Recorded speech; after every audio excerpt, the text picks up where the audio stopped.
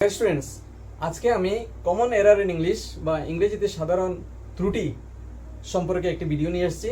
আজকের ভিডিওটি আগের ভিডিও এর ধারাবাহিক ভিডিও। আর আমার এই ধরনের সব ভিডিও পাওয়ার জন্য চ্যানেলটি সাবস্ক্রাইব করে পাশে থাকা বেল আইকন প্রেস করে রাখবে। তো স্টুডেন্টস দেখো, ইংরেজিতে কমন এরর যেগুলি আছে সেই এররগুলি যদি আমরা ভালো করে না জানি তাহলে আমরা ইংরেজিকে শুদ্ধ করে লিখতে পারবো না বা বলতে পারবো না। তো ইংরেজিকে শুদ্ধ করে লেখার জন্য বলার জন্য আমাদের সবার জানা প্রয়োজন কমন এরর। এবং ইংরেজিতে কনফিডেন্স বাড়ানোর জন্য, যেমন কোনো একটি সেন্টেন্স দেওয়া আছে বা তুমি নিজে কোনো একটি সেন্টেন্স বলবে, যখন তুমি তার কোথায় কি এরর আছে সেগুলি জানো না, তখন তুমি এই সেন্টেন্সটি শুদ্ধ করে কনফিডেন্সের সাথে বলতে পারবে না, আত্মবিশ্বাসের সাথে বলতে পারবে না। তো যখন এইগুলি জানা থাকবে তখন বলতে পারবে, কোথাও না কোথাও লেখার প্রয়োজন হলে লিখতে পারবে। তাই এইগুলি জানা অত্যন্ত প্রয়োজন। তো চলো আসা যাক। আজকে আমি বেশি নয়, 3টি নিয়ম নিয়ে এসেছি। এই 3টি নিয়ম ভালো করে জানলে এই 3 ধরনের ক্ষেত্রে তোমাদের আর কোনোদিন ভুল হবে না। তো ভালো করে জেনে নাও এইগুলি।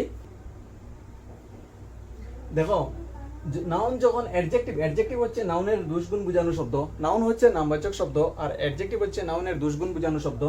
তো নাউন যখন অ্যাডজেক্টিভ হিসেবে কাজ করে বাক্যে, তখন নাউন একবচনে হয়। যেমন এখানে একটি example, he gave me 5 rupees note. এখানে দেখো ইম্পর্টেন্ট পয়েন্টটি হচ্ছে he gave me 5 rupees note. 5 rupees note প্লুরালে আছে, 5 রুপিস আবার নোট লেখা আছে। তো এই কারণে এই সেন্টেন্সটি ভুল। He gave me 5 rupees note, এইটি ভুল। শুদ্ধ হবে he gave me 5 rupee note. 5 rupee note, এখানে রুপিস হবে না, কারণ এখানে প্রথমে 5 রুপিস ছিল, এখন শুদ্ধ হয়ে হবে 5 রুপি। কারণ এই নাউনটি 5 রুপি একটি নাউন, এইটি একটি নাউন, এইটি অ্যাডজেক্টিভ হিসেবে কাজ করছে এই সেন্টেন্সের ক্ষেত্রে, নোটের ক্ষেত্রে। কারণ এখানে নোট হচ্ছে নাউন আর আবার 5 রুপি অ্যাডজেক্টিভ হচ্ছে, তাই 5 রুপি নোট হবে। শুদ্ধ হবে he gave me 5 rupee note. অনুরূপভাবে 3 আওয়ার্স ডিস্টেন্স, তখন আমরা এই ক্ষেত্রে 3 আওয়ার্স ডিস্টেন্স বলবো না, 3 আওয়ার ডিস্টেন্স বলবো। এই ধরনের ক্ষেত্রে আমরা কি করব? আমরা সবসময় সিঙ্গুলার ব্যবহার করব। বোঝা গেছে প্রথম নিয়ম? চলো নেক্সট নিয়মটি হচ্ছে, নাউন বা প্রনাউন যদি সাবজেক্ট হিসেবে থাকে তখন নমিনেটিভ কেস হয়।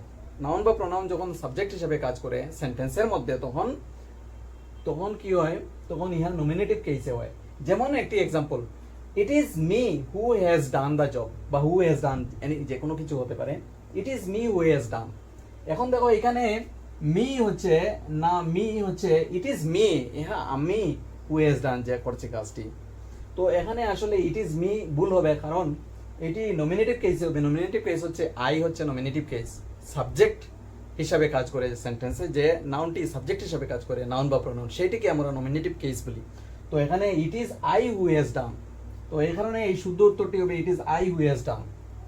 তো এই ধরনের সেন্টেন্সে যখন নাউন বা প্রোনাউন সাবজেক্ট হিসেবে থাকবে তখন ইহা নমিনেটিভ কেসে হবে। যেমন it is I who has done.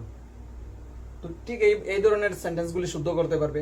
Next দেখা যাক আরেকটি, সাচ এবং সেইম এর পরে এজ এবং দ্যাট বসে, কখনো হু বা হুইচ বসে না। সাচ এবং